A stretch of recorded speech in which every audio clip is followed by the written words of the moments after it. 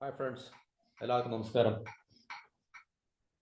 ഇന്നത്തെ വീഡിയോയിൽ നമ്മുടെ ഇന്ത്യയുടെ സമ്പദ് വ്യവസ്ഥയെക്കുറിച്ച് ഉള്ള ഒരു പ്രധാനപ്പെട്ട ടോപ്പിക്കാണ് നമ്മൾ ഡിസ്കസ് ചെയ്യുന്നത്. നമുക്കറിയാം, കഴിഞ്ഞ കുറേ വർഷങ്ങളായിട്ട് അല്ലെങ്കിൽ കുറേ കാലയളവിൽ ഇപ്പം ലോകത്തിലെ ഏറ്റവും കൂടുതൽ സാമ്പത്തിക വളർച്ച കൈവരിക്കാൻ കഴിയുന്ന അല്ലെങ്കിൽ സാധിക്കുന്ന ഒരു രാജ്യം ആണ് ഇന്ത്യ, അല്ലെങ്കിൽ നമ്മളുടെ ഭാരതം എന്ന് പറയുന്നത്. ചൈനയൊക്കെ അവരുടെ സാമ്പത്തിക വളർച്ച വളരെ പുറകോട്ട് അല്ലെങ്കിൽ ഒത്തിരി കുറഞ്ഞിരിക്കുന്ന ഒരു ഇക്കണോമിക് കണ്ടീഷൻസ് കൂടെയാണ് അവർ പോയിക്കൊണ്ടിരിക്കുന്നത്. പ്രത്യേകിച്ച് കോവിഡിന് ശേഷമുള്ളവരുടെ സമ്പദ് വ്യവസ്ഥയുടെ പ്രകടനങ്ങൾ അല്ലെങ്കിൽ പെർഫോമൻസ് പറഞ്ഞാൽ വളരെ കുറവാണ്. അപ്പം ലോകത്തിലെ മറ്റ് എല്ലാ രാജ്യങ്ങളെക്കാളും മികച്ച സാമ്പത്തിക വളർച്ച കൈവരിച്ചുകൊണ്ടിരിക്കുന്ന ഒരു രാജ്യം ഇന്ത്യയാണ്.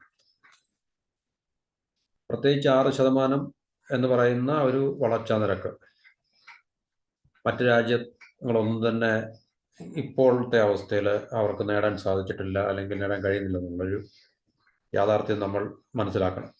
അപ്പം ലോകത്തിൽ പ്രധാനപ്പെട്ട പല സംഘടനകൾ, ഇൻസ്റ്റിറ്റ്യൂഷൻസ്, അതുപോലെ തന്നെ ഏജൻസികൾ, റിസർച്ച് ഇൻസ്റ്റിറ്റ്യൂഷൻസ് അല്ലെങ്കിൽ യൂണിവേഴ്സിറ്റീസ്, ബാങ്കുകൾ, പിന്നെ പല ഗവൺമെൻറ്റുകൾ ലോകത്തിൻ്റെ, ഇപ്പം അമേരിക്ക ഉൾപ്പെടെയുള്ള ഗവൺമെൻറ്റുകൾ, അപ്പോൾ ഇവരുടെ എല്ലാം വ്യത്യസ്തമായിട്ടുള്ള പഠനങ്ങൾ ലോകത്ത് നമുക്ക് ലഭ്യമാണ്. ഇപ്പം പ്രധാനപ്പെട്ട ഇൻസ്റ്റിറ്റ്യൂട്ട്സ് എന്ന് പറയുമ്പോൾ IMF, international monetary fund, world bank. ബാങ്കുകൾ എന്ന് പറയുമ്പം ഒത്തിരി ബാങ്കുകളുണ്ട്. നമുക്കറിയാം, ഇപ്പം ഇന്ത്യയിൽ തന്നെ പഠനങ്ങൾ നടത്തുന്ന, ഇന്ത്യൻ സമ്പദ് വ്യവസ്ഥയെക്കുറിച്ച് പഠനങ്ങൾ നടത്തുന്ന ബാങ്കുകളൊക്കെ. ഇപ്പോൾ SBIയുടെ റിപ്പോർട്ട് ഉണ്ടാകും, HDFCയുടെ റിപ്പോർട്ട് ഉണ്ടാകും, അല്ലെങ്കിൽ ICICIയുടെ റിപ്പോർട്ട് ഉണ്ടാകും. ഇപ്പോൾ ലോകത്ത് നോക്കിയാൽ HSBCയുടെ ഉണ്ടാകും, സ്റ്റാൻഡേർഡ് ചാർട്ടേഡ് ബാങ്കിൻ്റെ റിപ്പോർട്ടുകൾ ഉണ്ടാകും, പഠനങ്ങളുണ്ടാകും, അല്ലെങ്കിൽ ഗോൾഡ്മാൻ സാക്സിൻ്റെ ഉണ്ടാകും, ബാങ്ക് ഓഫ് അമേരിക്കയുടെ പഠന റിപ്പോർട്ട് ഉണ്ടാകും, പിന്നെ ഒത്തിരി തിങ്ക് ടാങ്ക്സ് ഉണ്ടാകും, റിസർച്ച് ഇൻസ്റ്റിറ്റ്യൂട്ട്സ് ഉണ്ടാകും. അപ്പം അങ്ങനെ വ്യത്യസ്തമായിട്ടുള്ള, പിന്നെ പല രാജ്യങ്ങളുടെ തന്നെ പഠനങ്ങളുണ്ടാകും. അപ്പം ലോകത്തിൻ്റെ വ്യത്യസ്തമായിട്ടുള്ള ഭാഗങ്ങളിൽ നിന്നും വ്യത്യസ്തമായിട്ടുള്ള തലങ്ങളിൽ നിന്ന് ഈ പറഞ്ഞ അക്കാഡമിക് ഇൻസ്റ്റിറ്റ്യൂട്ട്സ്, ഇപ്പോൾ ഉദാഹരണത്തിന് ചിലപ്പോൾ ഹാർഡ്വേർഡ് അല്ലെങ്കിൽ കൊളംബിയ യൂണിവേഴ്സിറ്റി അല്ലെങ്കിൽ അതുപോലുള്ള യൂണിവേഴ്സിറ്റികളിലൊക്കെ പഠന റിപ്പോർട്ടുകൾ ഉണ്ടാകും. റിസർച്ച്, അവരുടെ റിസർച്ചിൻ്റെ ഫലമായിട്ട് ലോക സമ്പദ് വ്യവസ്ഥയെക്കുറിച്ചും ഓരോ രാജ്യങ്ങളെക്കുറിച്ചും അല്ലെങ്കിൽ ഏറ്റവും കൂടുതൽ വളർച്ച പ്രാപിക്കുന്ന രാജ്യങ്ങളെക്കുറിച്ചൊക്കെയുള്ള റിപ്പോർട്ടുകൾ നമുക്ക് ലഭ്യമാണ്. ഞാൻ പറയാത്ത ഒരു ഏജൻസിയാണ് ഏറ്റവും പ്രധാനപ്പെട്ട UN. അപ്പം UN-ന്റെ റിപ്പോർട്ടിനെ കുറിച്ചാണ് നമ്മൾ വീഡിയോയ്ക്ക് അതിൽ പറയാൻ പോകുന്നത്. അപ്പം ഇങ്ങനെയുള്ള വ്യത്യസ്തമായിട്ടുള്ള ഇൻസ്റ്റിറ്റ്യൂട്ട്സ് അല്ലെങ്കിൽ ഇൻസ്റ്റിറ്റ്യൂഷൻസിൻ്റെ പഠനങ്ങൾ അനുസരിച്ച് ഏറ്റവും കൂടുതൽ വളർച്ച കൈവരിച്ചുകൊണ്ടിരിക്കുന്ന രാജ്യം ഇന്ത്യ തന്നെയാണ്. പിന്നെ ഇനിയുള്ള ഏറ്റവും അടുത്ത നമ്മളുടെ 2025-ലും ഏറ്റവും കൂടുതൽ വളർച്ചാ നിരക്ക് കൈവരിക്കാൻ കഴിയുന്ന രാജ്യം ഇന്ത്യ തന്നെയാണെന്നാണ് റിപ്പോർട്ടുകൾ പറയുന്നത്. അപ്പോൾ ഇവിടെ നമുക്ക് UN-ന്റെ റിപ്പോർട്ടിനെ കുറിച്ചാണ്, അതിൻ്റെ world economic situation and prospects, WESP, west 2025 report അനുസരിച്ചിട്ട് ഇന്ത്യയെക്കുറിച്ച് പറയുന്നത്, ലോകത്തിലെ ഏറ്റവും നമ്പർ 1 ഗ്രോത്ത് ഉള്ള രാജ്യം ഇന്ത്യ തന്നെ ആയിരിക്കും. ദക്ഷിണേഷ്യയുടെ സാമ്പത്തിക വളർച്ച ഇന്ത്യ ഭാരതം നയിക്കും. പിന്നെ ഏറ്റവും കൂടുതൽ വളർച്ച കൈവരിക്കുന്ന ഒരു റീജിയൻ സൗത്ത് ഏഷ്യ, ദക്ഷിണേഷ്യ ആയിരിക്കും. കാരണം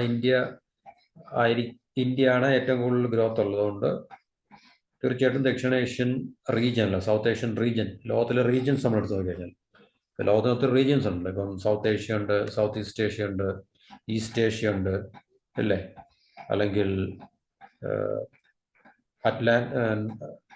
യൂറോപ്പ്, വെസ്റ്റേൺ യൂറോപ്പ് ഉണ്ട്, കോണ്ടിനെന്റൽ യൂറോപ്പ് ഉണ്ട്, ഈസ്റ്റേൺ യൂറോപ്പ് ഉണ്ടാകും, സെൻട്രൽ ഏഷ്യ ഉണ്ടാകും, മിഡിൽ ഈസ്റ്റ് ഉണ്ട്.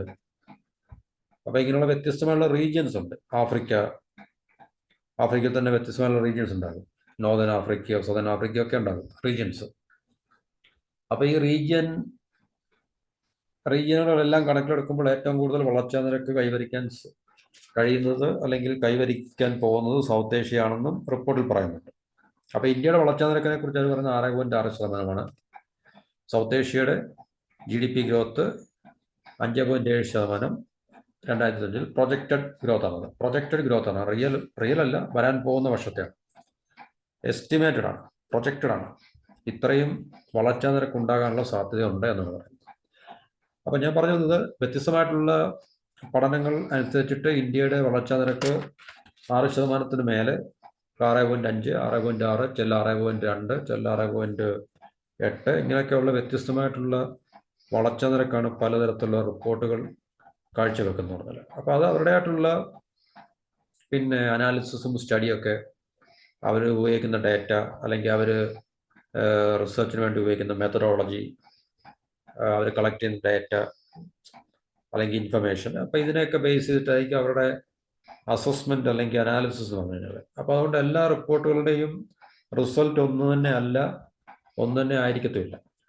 ഇപ്പം IMFന്റെ റിപ്പോർട്ട് അനുസരിച്ചിട്ട് ചിലപ്പം ഒരു വളർച്ചാ നിരക്കായിരിക്കും, വേൾഡ് ബാങ്കിന്റെ വേറൊരു വളർച്ചാ നിരക്കായിരിക്കും, UN പറയുന്നത് വേറൊരു വളർച്ചാ നിരക്കായിരിക്കും. ഇപ്പോൾ ഗോൾഡ്മാൻ സാക്സ് എന്ന് പറയുന്ന ബാങ്ക്, ഗ്ലോബൽ ബാങ്കിങ് ഇൻസ്റ്റിറ്റ്യൂട്ട് പറയുന്നത് വേറൊരു വളർച്ചാ നിരക്കായിരിക്കും.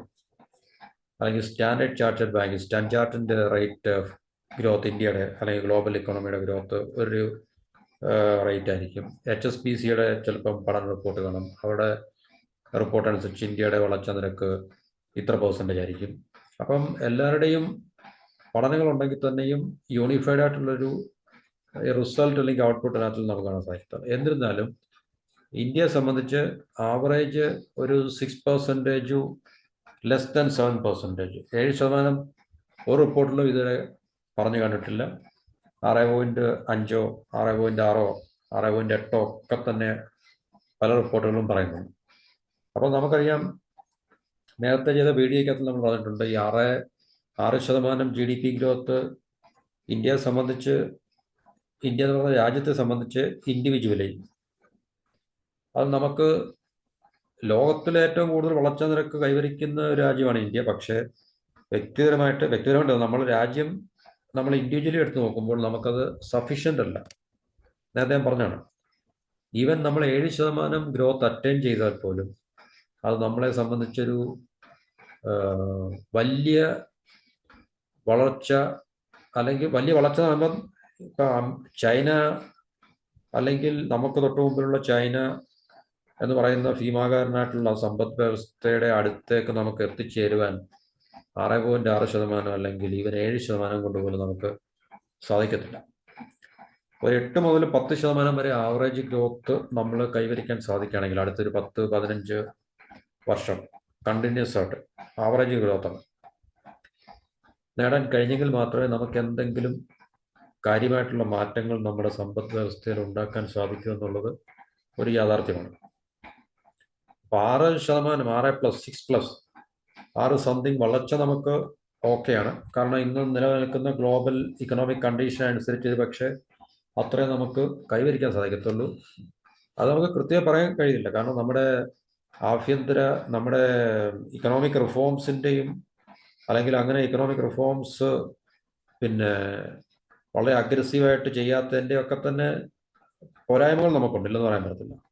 പക്ഷേ എന്നിരുന്നാലും ഗ്ലോബൽ ഇക്കണോമിക് കണ്ടീഷൻസ് കൂടെ കണക്കിലെടുത്തായിരിക്കുമല്ലോ കാരണം നമ്മൾ ഗ്ലോബലൈസ്ഡ് എക്കോണമി ആയതുകൊണ്ട് പിന്നെ നമ്മുടെ രാജ്യത്തിൻ്റെ വളർച്ചയും ലോകത്തിൻ്റെ മറ്റ് സമ്പദ് വ്യവസ്ഥകളുടെ കാര്യങ്ങളെല്ലാം കണക്കിലെടുക്കുമ്പോൾ അത് ബന്ധപ്പെട്ട് കിടക്കുന്നത് നമുക്ക് മനസ്സിലാക്കാൻ സാധിക്കും. അപ്പോൾ ഇന്നത്തെ അവസ്ഥയിൽ നമുക്കൊരു പക്ഷേ ഇത്രയും ഗ്രോത്തെ നമുക്ക് അറ്റൻഡ് ചെയ്യാൻ സാധിക്കത്തുള്ളായിരിക്കും. ഓക്കെ, പക്ഷെ അത് നമുക്ക് സഫീഷ്യൻ്റ് അല്ല, നമുക്ക് ആഡിക്വേറ്റ് അല്ല. നമുക്ക് ഈ 6.5 ആയാലും 6.6 ആയാലും 6.8 ആയാലും ഈവൻ 7% ഗ്രോത്ത് പോലും നമുക്ക് സഫീഷ്യൻ്റ് അല്ല, ആഡിക്വേറ്റ് അല്ല. എന്നിരുന്നാൽ തന്നെ ഈ റിപ്പോർട്ട് പറയുന്നത് ഇന്ത്യയുടെ വളർച്ച 6.6%, സൗത്ത് ഏഷ്യയുടെ വളർച്ച 5.7% 2025 ഉണ്ടാകാൻ സാധ്യതയുണ്ടെന്നാണ് പറയുന്നത്. എസ്റ്റിമേറ്റഡ് ആണ് അല്ലെങ്കിൽ പ്രൊജക്റ്റഡ് ആണ്. അപ്പോൾ ഇന്ത്യയുടെ വളർച്ചയ്ക്ക് കാരണമാകാൻ പോകുന്ന 2 പ്രധാനപ്പെട്ട കാരണങ്ങൾ എന്ന് പറഞ്ഞു കഴിഞ്ഞാൽ, ഒന്ന് നമ്മളുടെ 2 പ്രധാനപ്പെട്ട തൂണുകൾ അല്ലെങ്കിൽ പില്ലേഴ്സ്, അതിൻ്റെ സപ്പോർട്ടോടുകൂടി ആയിരിക്കും ഇന്ത്യൻ എക്കോണമി ഗ്രോ ചെയ്യാൻ പോകുന്നതാണ്. ഒന്ന് സോളിഡ് പ്രൈവറ്റ് കൺസംഷനും, ഇവിടെ പറഞ്ഞത് solid private consumption and investment growth. Investment growth എന്ന് പറഞ്ഞാൽ ഇൻവെസ്റ്റ്മെന്റിൽ ഉണ്ടാകാൻ പോകുന്ന വളർച്ച. അത് തീർച്ചയായിട്ടും സമ്പദ് വ്യവസ്ഥയുടെ വളർച്ച ഇൻവെസ്റ്റ്മെന്റിൽ ഉണ്ടാകുന്ന വളർച്ച തന്നെയാണ് തീർച്ചയായിട്ടും. ഏത് സമ്പദ് വ്യവസ്ഥയുടെ ആയാലും ശരി, ഇൻവെസ്റ്റ്മെന്റ് ഉണ്ടായാൽ മാത്രമേ സമ്പദ് വ്യവസ്ഥയ്ക്ക് വളർച്ച ഉണ്ടാകത്തുള്ളൂ. കാരണം ഇൻവെസ്റ്റ്മെന്റ് ആണ് ബാക്കി എല്ലാത്തിനെയും ഡ്രൈവ് ചെയ്യുന്നത്. ഇൻവെസ്റ്റ്മെന്റ് ഇല്ലെങ്കിൽ സമ്പദ് വ്യവസ്ഥയ്ക്ക് വളർച്ച ഉണ്ടാകാനുള്ള സാധ്യത വളരെ കുറവാണ്. കാരണം ഇൻവെസ്റ്റ്മെന്റ് ഉണ്ടാകുമ്പോൾ ജോബ് ക്രിയേറ്റ് ചെയ്യപ്പെടുകയും പിന്നെ കൂടുതൽ ഇന്നവേഷൻസ് അല്ലെങ്കിൽ എന്താണ് further investment, further growth, further employment, ഇതെല്ലാം ഇൻവെസ്റ്റ്മെന്റുകൾ കൂടെ മാത്രമേ നടക്കത്തുള്ളൂ. അപ്പൊ ഇൻവെസ്റ്റ്മെന്റ് ഗ്രോത്തും അതുപോലെ തന്നെ പ്രൈവറ്റ് കൺസംഷൻ, സോൾഡ് ആയിട്ടുള്ള പ്രൈവറ്റ് കൺസംഷനും, ഈ രണ്ടെണ്ണം ആയിരിക്കും ഇന്ത്യയുടെ വളർച്ചയ്ക്ക് കാരണമാകാൻ പോകുന്നത്, അല്ലെങ്കിൽ അതിനെ സപ്പോർട്ട് ചെയ്യാൻ പോകുന്ന രണ്ട് ഫാക്ടേഴ്സ് എന്ന് പറയുന്നത്. ഇനിയിപ്പോൾ ഇന്ത്യയെക്കുറിച്ച് നമ്മൾ പറയുകയാണെങ്കിൽ കമ്പയർ ടു മറ്റ് നമ്മളുടെ ഈ China, Japan, Vietnam, south Korea അല്ലെങ്കിൽ തായ്വാൻ ഇതുപോലുള്ള രാജ്യങ്ങളെ നമ്മൾ കണക്കിലെടുക്കുമ്പോൾ ഇന്ത്യൻ എക്കോണമി എപ്പോഴും പ്യുവർലി ഒരു ഡൊമസ്റ്റിക് ഡ്രിവൺ എക്കോണമിയാണ്. എന്നുവെച്ചാൽ ഡൊമസ്റ്റിക് കൺസംഷനെ ബേസ് ചെയ്തിട്ടുള്ളൊരു എക്കോണമിയാണ് ഇന്ത്യ എന്ന് പറയുന്നത്. എന്നുവെച്ചാൽ നമ്മൾ മാനുഫാക്ചർ ചെയ്യുന്ന ഒട്ടുമിക്ക സാധനങ്ങളും ആഭ്യന്തര വിപണിയിൽ തന്നെ വിറ്റഴിച്ച് കൺസ്യൂം ചെയ്യുന്ന ഒരു പാറ്റേൺ അല്ലെങ്കിൽ പ്രവണതയാണ് നമുക്ക് ഇന്ത്യയിൽ കാണാൻ സാധിക്കുന്നത്. ഇപ്പം ചൈന എന്ന് പറയുന്നത് അവരുടെ സമ്പദ് വ്യവസ്ഥ മൊത്തം ഇതുവരെ അവർ വളർച്ച പ്രാപിച്ചിട്ടുള്ള എക്സ്പോർട്ടിനെ ഡിപ്പെൻഡ് ചെയ്ത് ഫോക്കസ് ചെയ്യുകയാണ്. എക്സ്പോർട്ട് ഓറിയൻറ്റഡ് അല്ലെങ്കിൽ എക്സ്പോർട്ട് ഡ്രിവൺ എക്കോണമിയാണ് ചൈന, ജപ്പാൻ അല്ലെങ്കിൽ സൗത്ത് കൊറിയ ഇതുപോലുള്ള രാജ്യങ്ങൾ, തായ്വാൻ, പിന്നെ മറ്റു രാജ്യങ്ങളൊക്കെ ഏതൊക്കെയാണ്, വിയറ്റ്നാം, ഇവരൊക്കെ എക്സ്പോർട്ടിനെ കൂടുതൽ ഡിപ്പെൻഡ് ചെയ്യുകയും എക്സ്പോർട്ട് ഓറിയൻറ്റഡ് എക്കോണമി അല്ലെങ്കിൽ എക്സ്പോർട്ട് ഓറിയൻറ്റഡ് യൂണിറ്റ്സുകളുടെ എസ്റ്റാബ്ലിഷ്മെന്റിൽ കൂടെയാണ് അവർ കൂടുതൽ വളർച്ച പ്രാപിച്ചിട്ടുള്ളതും സമ്പദ് വ്യവസ്ഥയ്ക്ക് ശക്തി പകരാൻ സാധിച്ചത്. പക്ഷേ ഇന്ത്യയെ സംബന്ധിച്ച് അങ്ങനെ ഒരു പാറ്റേൺ അല്ല ഇന്ത്യ ഇപ്പോഴും തുടരുന്നത്. ഡൊമസ്റ്റിക്കലി ഡ്രിവൺ എക്കോണമിയാണ്. ഡൊമസ്റ്റിക് കൺസംഷൻ്റെ ബേസിലാണ് ഇന്ത്യയുടെ എക്കോണമിക് ബൂമും അല്ലെങ്കിൽ ഇന്ത്യൻ എക്കോണമിക് സ്റ്റെബിലിറ്റിയും ഒക്കെ നമുക്ക് കൈവരിക്കാൻ സാധിക്കുന്നത്. അതുകൊണ്ടാണ് ലോകത്ത് മറ്റ് സാമ്പത്തിക മാന്ദ്യങ്ങൾ, ഇക്കണോമിക് റിസഷൻസ് ഒക്കെ ഉണ്ടാകുമ്പോഴും ഇന്ത്യക്ക് ഏറെക്കുറെ മറ്റു രാജ്യങ്ങളെ അപേക്ഷിച്ച് ഫലപ്രദമായിട്ട് അത് നേരിടാൻ സാധിക്കുന്നത്. ഇന്ത്യ ഒരു ഗ്ലോബലൈസ്ഡ് എക്കോണമി ആണെങ്കിൽ തന്നെയും മറ്റു രാജ്യങ്ങളെ പോലെ കൂടുതൽ ഗ്ലോബലൈസ്ഡ് അല്ല എന്നുള്ളൊരു ഫാക്ടറാണ്. അപ്പം കൂടുതൽ ഗ്ലോബലൈസ്ഡ് ആകുമ്പോഴാണല്ലോ നമുക്ക് തീർച്ചയായിട്ടും ലോകത്തിന്റെ ഏതെങ്കിലും ഒരു ഭാഗത്ത് സാമ്പത്തിക മാന്ദ്യം ഉണ്ടാകുമ്പോൾ, ലോകത്തിന്റെ ഏതെങ്കിലും ഭാഗത്ത് എന്ന് പറയുമ്പോൾ പ്രധാനപ്പെട്ട ഏതെങ്കിലും ഒരു സമ്പദ് വ്യവസ്ഥയിലെ മാന്ദ്യം ഉണ്ടാകും. അമേരിക്കയോ അല്ലെങ്കിൽ ചൈനയിലോ ഈ പറഞ്ഞ ഇന്ത്യയിലോ അപ്പം ഇങ്ങനെയൊക്കെയുള്ള രാജ്യങ്ങളിൽ, പ്രത്യേകിച്ച് വലിയ രാജ്യങ്ങളിൽ സമ്പദ് വ്യവസ്ഥയ്ക്ക് മന്ദത വരുമ്പോൾ അല്ലെങ്കിൽ റിസഷൻ വരുമ്പോൾ അത് ലോകത്തെ മറ്റ് മേഖലകളിലേക്കോ അല്ലെങ്കിൽ ഭാഗങ്ങളിലേക്ക് വ്യാപിക്കാനുള്ള സാധ്യതകൾ എപ്പോഴും ഉണ്ട്. അപ്പോൾ ഇന്ത്യ പോലുള്ള രാജ്യത്തിന് എപ്പോഴും ഒരു കുഷ്യനായിട്ട് നിൽക്കുന്നത് ഇക്കണോമിക് റിസഷൻസ് ലോകത്തുണ്ടാകുമ്പോൾ നമുക്കതിനെ ഫലപ്രദമായിട്ട് ഡിഫെൻഡ് ചെയ്യാൻ സാധിക്കുന്നത് ഈ ഒരു പാറ്റേൺ കൊണ്ടാണ്. നമ്മുടെ എക്കോണമി ഡൊമസ്റ്റിക്കലി ഡ്രിവൺ എക്കോണമിയാണ്, കൂടുതൽ എക്സ്പോർട്ട് ഓറിയൻറ്റഡ് അല്ല. കാരണം എക്സ്പോർട്ട് ഓറിയൻറ്റഡ് ആകുമ്പം ലോകത്തിൻ്റെ മറ്റു ഭാഗത്ത് റിസഷൻസ്, സാമ്പത്തിക മാന്ദ്യം സംഭവിക്കുമ്പോൾ നമുക്ക് അങ്ങോട്ടൊന്നും എക്സ്പോർട്ട് ചെയ്യാൻ സാധിക്കത്തില്ല. എക്സ്പോർട്ട് ചെയ്യാൻ സാധിക്കാതെ വരുമ്പോൾ നമ്മളുടെ ഇക്കോണമിയുടെ നല്ലൊരു ശതമാനവും സ്റ്റാൻഡ് സ്റ്റില്ലാകും. അപ്പോൾ അത് നമ്മുടെ രാജ്യത്തും ആ സാമ്പത്തിക മാന്ദ്യം വളരെ ശക്തമായിട്ട് അനുഭവിക്കാനുള്ള അല്ലെങ്കിൽ ഫീൽ ചെയ്യാനുള്ള സാധ്യതയുണ്ട്. അപ്പോൾ ഇന്ത്യ അങ്ങനെ അല്ലാത്തതുകൊണ്ട്, കൂടുതൽ എക്സ്പോർട്ട് ഓറിയൻറ്റഡ് അല്ലാത്തതുകൊണ്ട് ഇന്ത്യക്ക് അങ്ങനൊരു പ്രശ്നം നേരിടുവാൻ ഇതുവരെ സാധിച്ചിട്ടുണ്ട്. ഓക്കെ, അപ്പോൾ സോളിഡ് കൺസംഷൻ, പ്രൈവറ്റ് കൺസംഷനും ഇൻവെസ്റ്റ്മെൻറ്റും ഗ്രോത്തും ആയിരിക്കും നമ്മളുടെ ഇന്ത്യയുടെ ഗ്രോത്തിനെ സപ്പോർട്ട് ചെയ്ത രണ്ട് ഫാക്ടേഴ്സ്. അത് റീജിയനെ സംബന്ധിച്ച്, സൗത്ത് ഏഷ്യൻ റീജിയനെ സംബന്ധിച്ച് weaker external demand, persistent debt കടം, രാജ്യങ്ങളെ സംബന്ധിച്ച് കടം വലിയ പ്രശ്നമാണ്. അതുപോലെ സോഷ്യൽ അൺട്രസ്റ്റ് സാമൂഹികമായിട്ടുള്ള പ്രശ്നങ്ങൾ. ഇപ്പം നമ്മൾ ബംഗ്ലാദേശിലും പാകിസ്ഥാനിലും കാണുന്ന വിഷയങ്ങൾ ഉദാഹരണങ്ങളാണ്. ശ്രീലങ്കയിൽ കണ്ട വിഷയങ്ങൾ, ഇന്ത്യയിലും പല സമയങ്ങളിലും പല ഭാഗങ്ങളിലും ഒക്കെ നമ്മൾ സോഷ്യൽ അൺട്രസ്റ്റ് കാണുന്നുണ്ട്.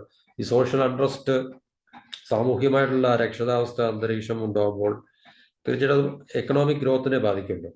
കാരണം സുസ്ഥിരമായിട്ടുള്ളൊരു സമ്പദ് വ്യവസ്ഥയെ കെട്ടിപ്പടുക്കുവാൻ ഇതുപോലുള്ള സോഷ്യൽ അൺട്രസ്റ്റ്, അതുപോലെ തന്നെ പൊളിറ്റിക്കൽ ടർമോയിൽ, രാഷ്ട്രീയ അനിശ്ചിതത്വം, ഇതൊന്നും സമ്പദ് വ്യവസ്ഥയ്ക്ക് ഗുണകരമല്ല. അപ്പോൾ സമ്പദ് വ്യവസ്ഥയുടെ വളർച്ചയെ സാരമായി ബാധിക്കുന്ന ഘടകങ്ങളാണ് സോഷ്യൽ അൺട്രസ്റ്റും പൊളിറ്റിക്കൽ ടർമോയിലും.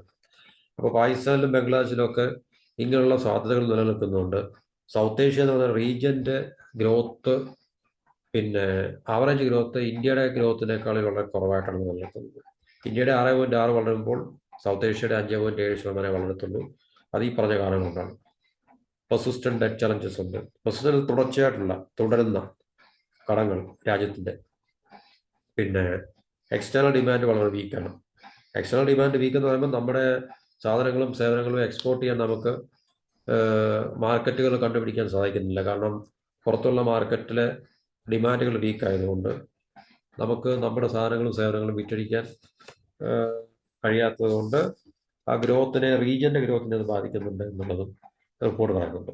അപ്പോൾ ഈ റിപ്പോർട്ട് എന്ന് പറഞ്ഞാൽ ഇതിൻ്റെ 2025 റിപ്പോർട്ട് ഈ UN ഗ്ലോബൽ ഇക്കണോമിക്സ് മോണിറ്ററിംഗ് മേധാവി എന്ന് പറയുന്ന ഹമീദ് റാഷിദ് എന്ന് പറഞ്ഞ വ്യക്തി അവതരിപ്പിക്കുന്നതിനിടയിലാണ് ഈ കാര്യങ്ങളെല്ലാം അവതരിപ്പിച്ചത്. 6.6% ഇന്ത്യയുടെ, ഭാരതത്തിൻ്റെ സമ്പദ് വ്യവസ്ഥ വളരും എന്നാണ് റിപ്പോർട്ട് പറയുന്നത്. അത് ലോകത്തിലെ ഏറ്റവും വേഗത്തിൽ വളർച്ച പ്രാപിച്ചുകൊണ്ടിരിക്കുന്ന രാജ്യമാണ് ഇന്ത്യ എന്നും അല്ലെങ്കിൽ ഭാരതം എന്നും പറയുന്നുണ്ട്.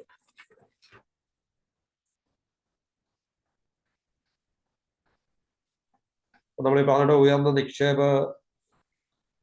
വളർച്ചയും സ്വകാര്യ മേഖലയിലെ ഉപഭോഗം വർദ്ധിച്ചു വരുന്ന അല്ലെങ്കിൽ വർദ്ധിക്കാൻ സാധ്യതയുള്ള ഉപഭോഗവും സമ്പദ് വ്യവസ്ഥയെ ശക്തിപ്പെടുത്താൻ കാരണമാകും, അല്ലെങ്കിൽ സമ്പദ് വ്യവസ്ഥയുടെ വളർച്ചയ്ക്ക് കാരണമാകാൻ പോകുന്ന ഈ 2 ഘടകങ്ങളാണെന്ന് റിപ്പോർട്ട് പറയുന്നുണ്ട്.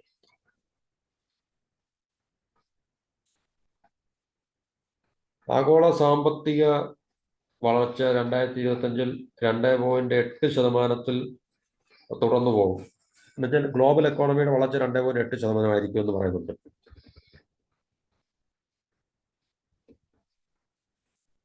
എന്നുവെച്ചാൽ ലോക സമ്പദ് വ്യവസ്ഥയുടെ മൊത്തം വളർച്ചയുടെ കാര്യം പറയുന്നത്.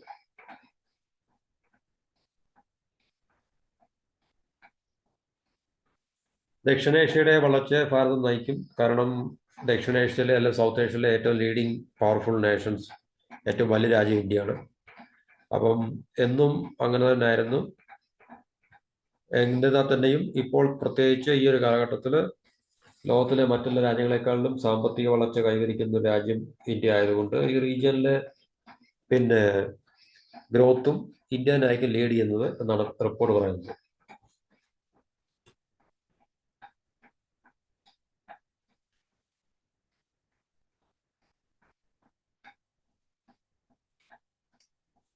പിന്നെ വരുന്ന ജനസംഖ്യയിലുള്ള മാറ്റങ്ങൾ, കുറവ്,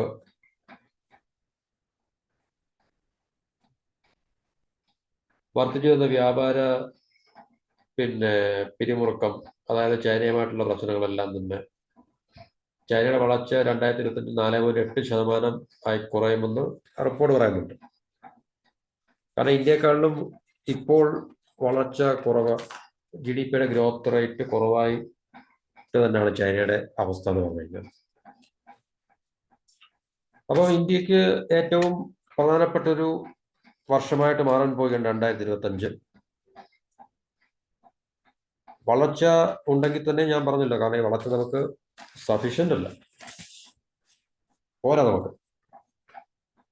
അപ്പൊ 2024 5.9% ആയിരുന്നു സൗത്ത് ഏഷ്യയുടെ വളർച്ച. അപ്പൊ 5.7% ആകാൻ സാധ്യതയുണ്ട്, എന്ന് പറഞ്ഞാൽ കുറവുണ്ട്.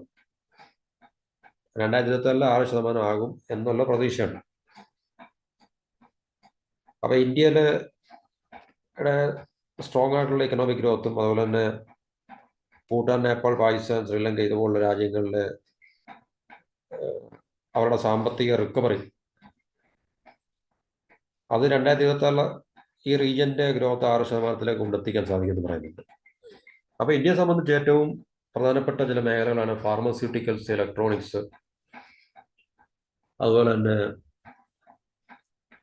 വേറെ എന്താണ്, നമ്മൾ സോളാർ, ഇപ്പം പ്രത്യേകിച്ച് അമേരിക്കയിലൊക്കെ നമ്മുടെ സോളാർ എനർജിയുമായി ബന്ധപ്പെട്ട കയറ്റുമതികൾ, അതിൻ്റെ സോളാർ സെൽസ് അല്ലെങ്കിൽ അതുപോലുള്ള കാര്യങ്ങളൊക്കെ സോളാർ പാനൽസ്, ഇതൊക്കെ നമ്മൾ അമേരിക്കയിലൊക്കെ ഏറ്റവും കൂടുതൽ കയറ്റുമതി ചെയ്യുന്നൊരു കാര്യമാണ്. അപ്പം സേവനങ്ങളിലും ചില ഉൽപ്പന്ന വിഭാഗങ്ങളിലും, പ്രത്യേകിച്ച് ഫാർമസ്യൂട്ടിക്കൽസ്, ഇലക്ട്രോണിക്സ്, ടെക്സ്റ്റൈൽസ്, അപ്പം ഇതൊക്കെ ഇന്ത്യൻ സമ്പദ് വ്യവസ്ഥയെ ശക്തിപ്പെടുത്താൻ സാധിക്കും. കാരണം ഈ മേഖലകളൊക്കെ ഇന്ത്യക്ക് വളരാൻ സാധിക്കും, കൂടുതൽ വളർച്ച കൈവരിക്കാൻ സാധിക്കുമെന്നും റിപ്പോർട്ടുകൾ പറയുന്നുണ്ട്.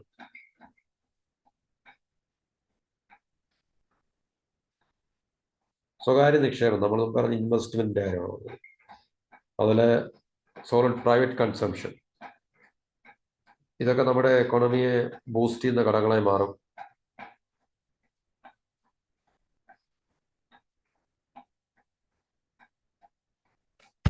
അതിൽ നമ്മുടെ ഇൻഫ്രാസ്ട്രക്ചറിലുള്ള ഇൻവെസ്റ്റ്മെന്റ് ഗ്രോത്ത്, കാരണം ഇന്ത്യക്ക് ഏറ്റവും കൂടുതൽ ശ്രദ്ധ ചെലുത്തുന്ന ഒരു മേഖലയാണ് ഇൻഫ്രാസ്ട്രക്ചർ എന്ന് പറഞ്ഞത്. നമ്മൾ നേരത്തെ പറഞ്ഞാണ്. കാരണം അതിനകത്തിൽ മാറ്റങ്ങളൊക്കെ ഉണ്ടാകുന്നുണ്ടെങ്കിൽ തന്നെയും പറഞ്ഞല്ലോ, അത് ഒന്നും പോരാ. നമ്മളുടെ ഭാവിയിലേക്കുള്ള ഇന്ത്യയുടെ സമ്പദ് വ്യവസ്ഥയുടെ വളർച്ചയ്ക്ക് ഈ പറഞ്ഞ ഇൻഫ്രാസ്ട്രക്ചർ അപര്യാപ്തമാണ്. അപ്പം ഇൻഫ്രാസ്ട്രക്ചറിലുള്ള മാസീവായിട്ടുള്ള ഇൻവെസ്റ്റ്മെന്റ് വളരെ അത്യാവശ്യമാണ്. അപ്പം തീർച്ചയായിട്ടും ഇൻവെസ്റ്റ്മെന്റ് ഉണ്ടാകും.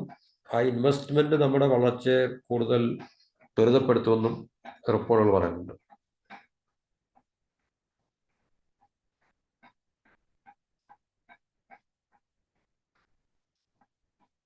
നിർമ്മാണ മേഖല, സേവന മേഖലകളുടെ വികാസം, ഇതിനകത്തിലെല്ലാം പോസിറ്റീവായിട്ടുള്ള ഗ്രോത്ത് ഉണ്ടാകുകയും സമ്പദ് വ്യവസ്ഥയെ കൂടുതൽ അത് മുമ്പോട്ട് ഡ്രൈവ് ചെയ്യുമെന്നും പറയുന്നുണ്ട്. ആഗോള സമ്പദ് വ്യവസ്ഥയുടെ വളർച്ച 2.8% തന്നെ തുടരുകയാണ്. അപ്പൊ ഇങ്ങനെയുള്ള ചില കാര്യങ്ങൾ പിൻ പോയിന്റ് ചെയ്തുകൊണ്ടാണ് ഈ റിപ്പോർട്ട് സമർപ്പിക്കപ്പെട്ടിട്ടുള്ളത്. പിന്നെ ഇന്ത്യയുടെ ഇൻഫ്ലേഷനെ കുറിച്ചും അതുപോലെ കൺസ്യൂമർ പ്രൈസ് ഇൻഫ്ലേഷനെ കുറിച്ചും ഒക്കെ പറയുന്നുണ്ട്. അപ്പൊ ഈ കാര്യങ്ങളെല്ലാം കണക്കിലെടുക്കുമ്പോൾ നമുക്ക് മനസ്സിലാക്കാൻ സാധിക്കുന്നത്, തീർച്ചയായിട്ടും വളർച്ചാ നിരക്ക് 6+ ആണെങ്കിൽ തന്നെയും അത് ഇന്ത്യക്ക് ഈ ഒരു ഗ്രോത്ത് റേറ്റ് എങ്കിലും നമുക്ക് കൺസിസ്റ്റന്റ് ആയിട്ട് നിലനിർത്താൻ സാധിച്ചു കഴിഞ്ഞാൽ, ഇപ്പൊ നമ്മുടെ മുമ്പിലുള്ള മറ്റൊരു ഇത് 2030. അപ്പം ഇപ്പോൾ ലോകത്ത് അമേരിക്ക, അത് കഴിഞ്ഞ് ചൈന, പിന്നെ ജർമ്മനി. അപ്പൊ 2025 ആകുമ്പോഴത്തേക്ക് ഇന്ത്യ ജപ്പാനെ ഓവർകം ചെയ്തിട്ട് 4ാമത്തെ ഏറ്റവും വലിയ സമ്പദ് വ്യവസ്ഥയായി മാറും എന്നുള്ള റിപ്പോർട്ട് നമ്മൾ നേരത്തെ വീഡിയോ ചെയ്തതാണ്. അപ്പം ഇന്ത്യയും ജപ്പാനും തമ്മിൽ ഇപ്പോൾ വലിയ വ്യത്യാസങ്ങളൊന്നുമില്ല, വളരെ കുറച്ച് വ്യത്യാസങ്ങൾ മാത്രമേ ഉള്ളൂ.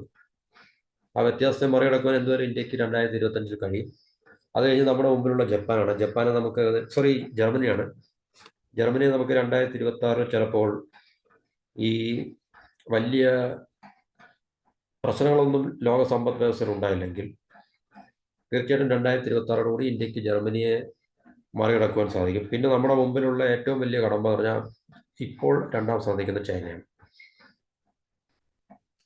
അപ്പൊ അവരുടെ GDPയുടെ അടുത്ത് നമുക്ക് എത്തിച്ചേരുക എന്നുള്ളത് വളരെ ദൂരം സഞ്ചരിക്കേണ്ട ഒരു യാത്രയാണ്. അത് നമ്മൾ നേരത്തെ പറഞ്ഞാണ്. അപ്പൊ അതിന് നമുക്ക് വളരെ പാടുപെട്ടേ മതിയാകും, വളരെ പണിപ്പെട്ടേ മതിയാകും. ആരാണ്? പ്രധാനമായും നമ്മുടെ ഭരണത്തിലിരിക്കുന്ന സർക്കാർ, രണ്ടാമത് മറ്റു പ്രധാനപ്പെട്ട എല്ലാ സ്റ്റേക്ക് ഹോൾഡേഴ്സ്, ഇൻക്ലൂഡിങ് നമ്മളെപ്പോലുള്ള പൗരന്മാർ ഉൾപ്പെടെ. അപ്പോൾ പ്രധാനമായും ഗവൺമെന്റിന്റെ ഭാഗത്തുനിന്ന് മാസീവായിട്ടുള്ള ഇക്കണോമിക് റിഫോംസുകൾ ഉണ്ടാവുകയും ഇൻഫ്രാസ്ട്രക്ചറിലൊക്കെ വൻ നിക്ഷേപങ്ങൾ ഉണ്ടാവുകയൊക്കെ ചെയ്യേണ്ട ആവശ്യങ്ങൾ ഇനിയും നമുക്ക് ഒരിക്കലും അതിനെ നമുക്ക് സ്ലോ ഡൗൺ ചെയ്യാനോ അല്ലെങ്കിൽ പുറകോട്ട് കൊണ്ടുവരാൻ നമുക്ക് സാധിക്കത്തില്ല. കാരണം ചൈനയൊക്കെ വളരെയധികം മുൻപിൽ ആയി കഴിഞ്ഞു. നമുക്കിനിയും ചൈനയുടെ പകുതിയെങ്കിലും ആകാൻ, ചൈനയ്ക്കിപ്പോൾ നമുക്ക് കൃത്യമായ ചൈനയുടെ GDP 17 മുതൽ 19 ട്രില്യൺ US ഡോളർ നമ്മൾ നോക്കിയാൽ തന്നെ ഒരു $8.5 ട്രില്യൺ എങ്കിലും ആകുവാൻ ഇന്ത്യക്ക് ഇനി എത്ര ദൂരം സഞ്ചരിക്കണം? അത്ര ദൂരം നമുക്ക് സഞ്ചരിക്കണമെങ്കിൽ തീർച്ചയായിട്ടും ആഭ്യന്തരമായിട്ടുള്ള സാമ്പത്തിക പരിഷ്കാരങ്ങൾ വളരെ ദ്രുതഗതിയിൽ ഉണ്ടായാൽ മാത്രമേ നമുക്കതിന് സാധിക്കത്തുള്ളൂ. അപ്പോൾ അതിൽ ഏറ്റവും പ്രധാനപ്പെട്ട ഇൻഫ്രാസ്ട്രക്ചറാണ്. പിന്നെ നമുക്ക് ഏറ്റവും പ്രധാനപ്പെട്ട ചില മേഖലകൾ വിദ്യാഭ്യാസം, എഡ്യൂക്കേഷൻ, പിന്നെ ഹ്യൂമൻ ക്യാപിറ്റലിൻ്റെ ഡെവലപ്മെൻറ്റ്, അല്ലെങ്കിൽ ഹ്യൂമൻ റിസോഴ്സ് എന്ന് പറഞ്ഞാൽ ഹ്യൂമൻ ക്യാപിറ്റൽ ഡെവലപ്മെൻറ്റ്, അത് എഡ്യൂക്കേഷനിൽ കൂടി നമുക്ക് ചെയ്യാൻ പറ്റും. പിന്നെ കൂടുതൽ women participation in labour employment, അതിനൊക്കെ ജെൻഡർ ഇക്വാലിറ്റി ഒക്കെ കൂടുതൽ നമുക്ക് അതൊരു യാഥാർത്ഥ്യമാക്കി മാറ്റിയെടുക്കേണ്ടതുണ്ട്. ഈ മേഖലകളിലൊക്കെയാണ് ചൈന പിന്നെ വിജയങ്ങൾ കൈവരിച്ചത്, അല്ലെങ്കിൽ അവരുടെ എക്കണോമിയെ ശരിക്കും സപ്പോർട്ട് ചെയ്ത ചില ഫാക്ടേഴ്സാണ് ഈ പറഞ്ഞ ഇൻഫ്രാസ്ട്രക്ചർ, ഹ്യൂമൻ ഡെവലപ്മെൻറ്റ്, അല്ലെങ്കിൽ human capital development, gender equality, education, പിന്നെ സയൻസ് ആൻഡ് ടെക്നോളജിയിലുള്ള ഇൻവെസ്റ്റ്മെൻറ്റ്, റിസർച്ച് ഇൻസ്റ്റിറ്റ്യൂട്ട്സിലുള്ള ഇൻവെസ്റ്റ്മെൻറ്റ്, ഇതുപോലുള്ള കാര്യങ്ങളെല്ലാം തന്നെ ചൈന കൃത്യമായി പരിഗണിച്ച് ശ്രദ്ധിച്ച് അതിൽ അവർ കോൺസെൻട്രേറ്റ് ചെയ്തതുകൊണ്ടാണ് അവർക്ക് ദ്രുതഗതിയിൽ അവർക്ക് വളരുവാനും അവരുടെ ഗ്രോത്ത് റേറ്റ് 10% മുകളിൽ കൺസിസ്റ്റൻ്റ് ആയിട്ട് ആവറേജ് അവർക്ക് ഒരു 2 ദശാബ്ദ കാലത്തോളം അവർക്കത് തുടരാൻ സാധിക്കുകയും ചെയ്തതിൻ്റെ ഫലമായിട്ടാണ് അവർ നേടിയെടുത്ത സാമ്പത്തിക വളർച്ച നടന്നത്. അപ്പോൾ ഇന്ത്യക്കും അതുപോലുള്ള പാറ്റേൺ നമുക്ക് തുടരേണ്ടി വരും. അവരെ കോപ്പി ചെയ്യല്ല, അതുപോലുള്ള പാറ്റേൺ. കാരണം ഇൻഫ്രാസ്ട്രക്ചർ അത്യാവശ്യമാണ്, എഡ്യൂക്കേഷൻ അത്യാവശ്യമാണ്, ഹെൽത്ത് അത്യാവശ്യമാണ്, ജെൻഡർ ഇക്വാലിറ്റി അത്യാവശ്യമാണ്, സയൻസ് ആൻഡ് ടെക്നോളജിയിലുള്ള ഇൻവെസ്റ്റ്മെൻറ്റ് അത്യാവശ്യമാണ്, റിസർച്ച് ആൻഡ് ഡെവലപ്മെൻറ്റ് R&Dയിലുള്ള ഇൻവെസ്റ്റ്മെൻറ്റ് അത്യാവശ്യമാണ്. ഇതെല്ലാം നമുക്ക് വളരെ അത്യാവശ്യമാണ് ഈ സമ്പദ് വ്യവസ്ഥയെ മുമ്പോട്ട് കൊണ്ടുവരാൻ. കാരണം ഒരു ഫാക്ടറിനെ മാത്രം ഡിപ്പെൻഡ് ചെയ്തിരിക്കുന്ന കാര്യമല്ല സമ്പദ് വ്യവസ്ഥയുടെ വളർച്ച എന്ന് പറയുന്നത്. പല ഫാക്ടേഴ്സിൻ്റെ അല്ലെങ്കിൽ പല മേഖലകളുടെ പിന്നെ കറസ്പോണ്ടിങ് ആയിട്ടുള്ള ഗ്രോത്ത് അല്ലെങ്കിൽ പ്രൊപ്പോർഷൻ ആയിട്ടുള്ള ഗ്രോത്തിനെ മാത്രം ആശ്രയിച്ചാണ് സമ്പദ് വ്യവസ്ഥയുടെ വളർച്ച എന്ന് പറയുന്നത്. അപ്പം ഈ റിപ്പോർട്ട് നമുക്ക് ശുഭകരമായൊരു വാർത്തയായിട്ട് നമുക്ക് കരുതാം. കാരണം മറ്റെല്ലാ റിപ്പോർട്ടുകളും പറയുന്നത് ഈ പറഞ്ഞ റേറ്റ് ഓഫ് ഗ്രോത്ത് തന്നെയാണ്, 6.5, 6.6, 6.8 ഇങ്ങനെയൊക്കെ തന്നെ. പക്ഷേ 7% ഗ്രോത്ത് റേറ്റ് ഒരിടത്തും റിപ്പോർട്ട് ചെയ്യപ്പെട്ടില്ല. അപ്പം 7% ഗ്രോത്ത് ഉണ്ടെങ്കിൽ തന്നെയും അതും ഇന്ത്യയെ സംബന്ധിച്ച് ആഡിക്കേറ്റ് അല്ല, സഫീഷ്യൻ്റ് അല്ല. കാരണം മിനിമം ഒരു 8% മുതൽ 9% 10% ഇടയ്ക്കുള്ളൊരു ഗ്രോത്ത് റേറ്റ് കോൺസിസ്റ്റൻ്റ് ആയിട്ട് തുടർച്ചയായിട്ട് ആ ഒരു ട്രെൻഡ് നമുക്കൊരു 10-15 വർഷം തുടർന്നുകൊണ്ട് പോകാൻ സാധിച്ചാൽ മാത്രമേ ഇന്ത്യക്ക് ഈ പറഞ്ഞ ഒരു എന്താണ് പറയുന്നത്, ഒരു ക്ലിയർ ആയിട്ടുള്ള, അല്ലെങ്കിൽ നമുക്ക് ഈ പറഞ്ഞ നമ്മുടെ മുമ്പിലുള്ള ചൈനയും അമേരിക്കയും ചലഞ്ച് ചെയ്യത്തക്ക രീതിയിൽ ഉള്ള ഒരു പൊസിഷനിലേക്ക് നമുക്ക് എത്താൻ, അറ്റ്ലീസ്റ്റ് ചൈനയെങ്കിലും നമുക്ക് ചലഞ്ച് ചെയ്യത്തക്ക രീതിയിലുള്ള ഒരു പൊസിഷനിലേക്ക് നമുക്ക് എത്താൻ സാധിക്കും. ഒരു $10 ട്രില്യൺ എക്കോണമി ആകുക എന്നുള്ളത് പിന്നെ നമുക്ക് പോസിബിളാണ്. പക്ഷേ ഈ പോസിബിലിറ്റി എങ്ങനെ ഫെസിലിറ്റേറ്റ് ചെയ്യും എന്നുള്ളത് ഈ പറഞ്ഞ ഘടകങ്ങളെ ആശ്രയിക്കും. ഇപ്പം ഇന്ത്യയുടെ വ്യത്യസ്തമായിട്ടുള്ള സംസ്ഥാനങ്ങൾ നമ്മൾ എടുത്തു നോക്കി കഴിഞ്ഞാൽ, ഇപ്പം ഓരോ സംസ്ഥാനങ്ങൾ, ഇപ്പം UP, ബീഹാർ, തമിഴ്നാട്, ആന്ധ്ര, ഗുജറാത്ത്, മഹാരാഷ്ട്ര, കർണാടക, ഇതുപോലുള്ള മധ്യപ്രദേശ്, ഇതുപോലുള്ള പല സംസ്ഥാനങ്ങളെ നമ്മൾ ഒരു 10 സംസ്ഥാനങ്ങളെ നമ്മൾ എടുത്തു നോക്കി കഴിഞ്ഞാൽ ഈ സംസ്ഥാനങ്ങൾക്കെല്ലാം $1 ട്രില്യൺ GDP എന്ന് പറയുമ്പം സംസ്ഥാനങ്ങളെ പറയുമ്പം gross state domestic product GSDP എന്ന് നോക്കിക്കും. അപ്പോൾ ഇതെല്ലാം $1 ട്രില്യൺ GSDP അറ്റൈൻ ചെയ്യാൻ അല്ലെങ്കിൽ നേടിയെടുക്കാൻ കഴിവുള്ള കപ്പാസിറ്റി ഉള്ള സംസ്ഥാനങ്ങളാണ്. കൃത്യമായിട്ടുള്ള റിഫോം, സാമ്പത്തിക പരിഷ്കാരങ്ങളിൽ കൂടെ മുമ്പോട്ട് പോവുകയാണെങ്കിൽ അപ്പോൾ 10 സംസ്ഥാനങ്ങളിൽ ഈ പറഞ്ഞ $1 ട്രില്യൺ എക്കോണമി ഉണ്ടാക്കിയെടുക്കാൻ സാധിക്കുമെങ്കിൽ അങ്ങനെ തന്നെ നമുക്ക് ഈസി ആയിട്ട് $10 ട്രില്യൺ ഇന്ത്യൻ എക്കോണമിയാണ്. പിന്നെ ബാക്കിയുള്ള സംസ്ഥാനങ്ങളുടെ എല്ലാം കൂടെ GDP കണക്കിലെടുക്കുമ്പോൾ തീർച്ചയായിട്ടും നമുക്ക് 10-15 ട്രില്യൺ ഒരു ഇക്കണോമിക് പവറായിട്ട് നമുക്ക് നമ്മളെ മാറ്റുവാൻ, അല്ലെങ്കിൽ നമുക്ക് അതിലേക്ക് എത്തിച്ചേരാൻ നമുക്ക് വളരെ എളുപ്പമെന്നല്ല പറയുന്ന, അത് സാധിക്കുന്നൊരു കാര്യമാണ്. അപ്പോൾ സംസ്ഥാനങ്ങൾ പ്രത്യേകിച്ച് അവരുടേതായിട്ടുള്ള നിലപാടുകളിൽ കൂടി അല്ലെങ്കിൽ നയങ്ങളിൽ കൂടി അവർ സാമ്പത്തിക പരിഷ്കാരങ്ങൾ കൊണ്ടുവരികയും ബെറ്ററായിട്ടുള്ള നയപരിപാടികളിൽ കൂടെ പിന്നെ സമ്പദ് വ്യവസ്ഥയ്ക്ക് വളർച്ച ഉണ്ടാകുന്ന തരത്തിലുള്ള നയങ്ങളും നിയമങ്ങളും കൊണ്ടുവന്ന് പിന്നെ ഓരോ സംസ്ഥാനങ്ങളും ഈ പറഞ്ഞ ഒരു ടാർഗറ്റ് വെച്ചിട്ട്, അപ്പൊ ഈ പറഞ്ഞ സംസ്ഥാനങ്ങളെല്ലാം തന്നെ അതിന് പൊട്ടൻഷ്യലാണ്. ഇപ്പൊ തമിഴ്നാടായാലും ആന്ധ്രാപ്രദേശ് ആയാലും, ഇപ്പൊ കേരളത്തെ സംബന്ധിച്ച് ചെറിയ സംസ്ഥാനമാണ്, നമ്മൾ കേരളത്തെ വിടുന്നു. പക്ഷെ തമിഴ്നാട്, കർണാടക, ആന്ധ്ര, തെലുങ്കാന, ഗുജറാത്ത്, മഹാരാഷ്ട്ര, കർണാടക, മധ്യപ്രദേശ്, ബീഹാർ, UP, ഈ സംസ്ഥാനങ്ങളെല്ലാം, ഇതുപോലുള്ള 10 സംസ്ഥാനങ്ങൾ നമ്മൾ എടുത്തു കഴിഞ്ഞാൽ തീർച്ചയായിട്ടും $1 ട്രില്യൺ എക്കോണമി അവർക്ക് കൈവരിക്കാൻ സാധിക്കുന്ന ഒരു നേട്ടം തന്നെയാണ്. അപ്പൊ അങ്ങനെ നേടിക്കഴിഞ്ഞു കഴിഞ്ഞാൽ തീർച്ചയായിട്ടും ഇന്ത്യക്ക് ഈ പറഞ്ഞ ഒരു അവസ്ഥയിലേക്ക് നമുക്ക് എത്തിച്ചേരാൻ സാധിക്കുകയും നമ്മുടെ മുമ്പിൽ ഇപ്പോൾ നിൽക്കുന്ന, ഓക്കെ, ജർമ്മനി വിഷയമല്ല നമുക്ക്, കാരണം ജർമ്മനിയെ നമുക്ക് തീർച്ചയായിട്ടും ഓവർകം ചെയ്യാൻ സാധിക്കും. ഒന്നുകിൽ 2026 അല്ലെങ്കിൽ 27 ഏതെങ്കിലും അടുത്ത വരുന്ന 1-2 വർഷത്തിനുള്ളിൽ നമുക്ക് ജർമ്മനിയെ നമുക്ക് ഓവർകം ചെയ്യാൻ സാധിക്കും. പക്ഷേ ചൈനയും അമേരിക്കയും നമ്മളെക്കാളിൽ ഫാർ അഹെഡാണ്, വളരെ മുമ്പിലാണ്.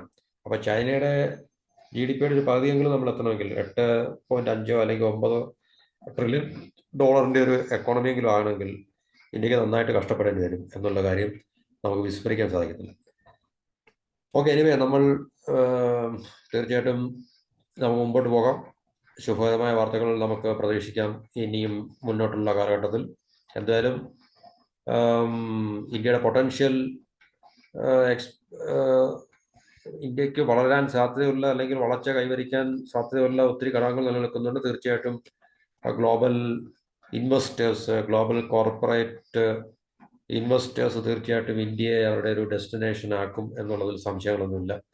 കാരണം ഇന്ന് മറ്റുള്ള രാജ്യങ്ങളെക്കാൾ ഏറ്റവും കൂടുതൽ ഒരു dividend, demographic dividend, young population ഉണ്ട് എന്നുള്ള ഡിവിഡൻഡ് കൂടി ഇന്ത്യക്ക് സ്വന്തമാണ്. അപ്പോൾ ആ ഒരു അഡ്വാൻറ്റേജ്, ഡിവിഡൻഡ് കൂടുതൽ ഫലപ്രദമായിട്ട് ചൂഷണം ചെയ്യുവാൻ ഗ്ലോബൽ ക്യാപിറ്റലിസ്റ്റ് ഇൻവെസ്റ്റേഴ്സ് തീർച്ചയായിട്ടും മുന്നോട്ട് വരികയും അല്ലെങ്കിൽ ഇന്ത്യയെ അവരുടെ ഒരു ഇൻവെസ്റ്റ്മെന്റ് ഡെസ്റ്റിനേഷൻ ആക്കുന്നുള്ളത് സംശയമില്ല. അപ്പം അതിൻ്റെ ഫലമായിട്ട് തീർച്ചയായിട്ടും അതിന് പര്യാപ്തമായിട്ടുള്ള രാഷ്ട്രീയ നിലപാടുകളും അല്ലെങ്കിൽ സാമ്പത്തിക പരിഷ്കാരങ്ങളും ഉണ്ടായേ പറ്റത്തുള്ളൂ. കാരണം അത് ബിസിനസ് ചെയ്യുന്നവരുടെ ആവശ്യമാണ്. അവർ തീർച്ചയായിട്ടും ഗവൺമെന്റിനെ അല്ലെങ്കിൽ ഭരണ സംവിധാനത്തെ കമ്പൽ ചെയ്യുക അല്ലെങ്കിൽ സമ്മർദ്ദം ചെലുത്തി, കാരണം എല്ലാ പരിഷ്കാരങ്ങളും ഈ പറഞ്ഞ കോർപ്പറേറ്റ് സെക്ടറിൽ നിന്നുള്ള കമ്പൽഷന്റെ ഭാഗമായിട്ടാണ്.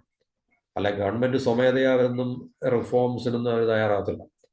അപ്പോൾ കോർപ്പറേറ്റ് സെക്ടറിന്റെ അല്ലെങ്കിൽ ബിസിനസ് ഇൻഡസ്ട്രിയൽ ക്ലാസിന്റെ കമ്പൽഷൻ അല്ലെങ്കിൽ അവരുടെ സമ്മർദ്ദം കൊണ്ടാണ് നമുക്ക് ഈ പറഞ്ഞ പരിഷ്കാരങ്ങളെല്ലാം കാണാൻ സാധിക്കുന്നതെന്ന് പറഞ്ഞാൽ. രാഷ്ട്രീയക്കാർക്ക് എന്ത് പരിഷ്കാരം? അവർക്ക് പരിഷ്കാരങ്ങളൊന്നുമില്ല. അവർക്ക് ഇങ്ങനെ തൽസ്ഥിതി നിലനിർത്തിക്കൊണ്ട് പോകണമെന്ന് മാത്രമേ അവർക്ക് താല്പര്യമുള്ളൂ. അപ്പം തീർച്ചയായിട്ടും നമുക്ക് ഇങ്ങനൊരു എന്താ പറയുക അവസ്ഥ നമുക്ക് പ്രതീക്ഷിക്കാം. അപ്പം ഇന്ത്യക്ക്